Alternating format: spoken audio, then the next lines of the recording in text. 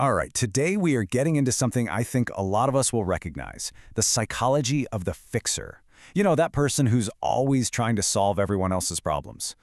Maybe that person is you. So let's get right into it. So let me ask you this. Does this question feel familiar? That feeling like you're some kind of sponge for everyone's stress, their drama, their problems, and a lot of the time, you didn't even sign up for it. Man, that is a heavy, heavy load to carry. Yeah, you're the go-to, the one everyone calls. And while people might just call you helpful or a good friend, psychology tells us there's usually something way deeper going on behind this constant need to fix things for other people. Okay, so let's take a look in that mirror. We're going to try and understand the hidden psychology of being so helpful. Because really, this isn't just about being a nice person. It often comes from these really deep patterns that, believe it or not, probably started when you were a little kid. So, where does this all begin? Let's trace it back, because this urge to fix isn't usually a conscious choice we make as adults. Nope. It's often a role we learned to play a long, long time ago just to feel safe, to feel seen, to feel valued. And that right there, that's the real fear, isn't it? It's this quiet, nagging voice in the back of your head that says your worth is directly tied to how useful you are. If you stop solving problems, why would anyone stick around? To really get this, we have to talk about something called attachment theory. Now, this is a huge deal in psychology because it basically explains how our very first relationships, with our parents or caregivers, create a kind of blueprint for how we connect with people for the rest of our lives. And here's exactly how that works. See, if as a kid you learned that love and approval were conditional, like you only got praise when you were helpful or didn't cause any trouble, that lesson hardens into a core belief as an adult. A belief that says, I have to be useful to be loved. So, we've talked about where this comes from, but what about the day-to-day consequences? What is the inner cost of caring this much all the time? Well, to put it simply, it can be absolutely draining. If you're a fixer, your mind is probably never quiet. It's like you have this built-in radar that's constantly scanning for problems. You're the first to notice a tiny flaw, a small injustice, or that subtle shift in someone's tone that signals something is wrong. Things that other people just miss completely. And here's the real twist. Fixing things for other people isn't always selfless. A lot of the time, it's about protecting yourself. When you sense that tension in a room, your own brain goes into protection mode. So by solving the external problem, what you're really trying to do is calm your own internal anxiety. And there's another layer to it. Diving headfirst into someone else's crisis can be a really, really effective distraction, can it? It makes you feel productive, needed, in control, and lets you conveniently sidestep your own exhaustion and your own needs that aren't being met.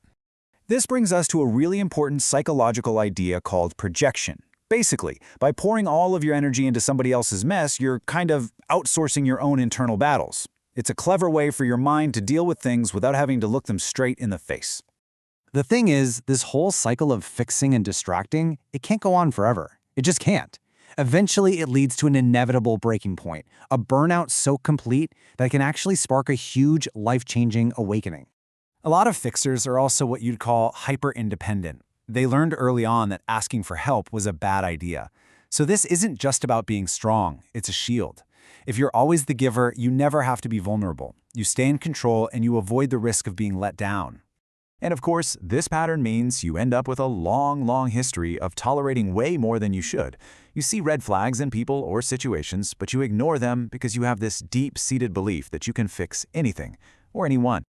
And that leads to this journey right here. It starts with years of tolerating too much. Then you hit that wall of total emotional burnout. And the change, when it finally comes, is often sudden. It's not a gentle fade. It's a sharp, decisive shift. You're not just setting a new boundary. You are literally rebuilding who you are from the ground up. And that brings us to the best part of this story, the most hopeful part. What happens after the burnout? Well, it's all about reframing your entire purpose, moving away from just being useful to actually being your authentic self. But first, you have to acknowledge the amazing strengths you've built along the way. All that fixing has given you incredible empathy, a huge sense of responsibility, and some seriously powerful problem-solving skills. These are your superpowers. Don't forget that. The biggest light bulb moment, though, is this. Healthy growth is no longer about how many people you can rescue. That's the old way of keeping score. The new way is about learning to put your own life vest on first. And really, this is the ultimate goal, isn't it? To feel so secure in yourself and your relationships that you can actually say what you need, that you can be vulnerable, and know that you'll be valued for who you are, not just for what you can do for other people. This whole journey is really about getting a deeper understanding of how our minds work. And once you start to grasp the why behind your own patterns, it changes how you see everything.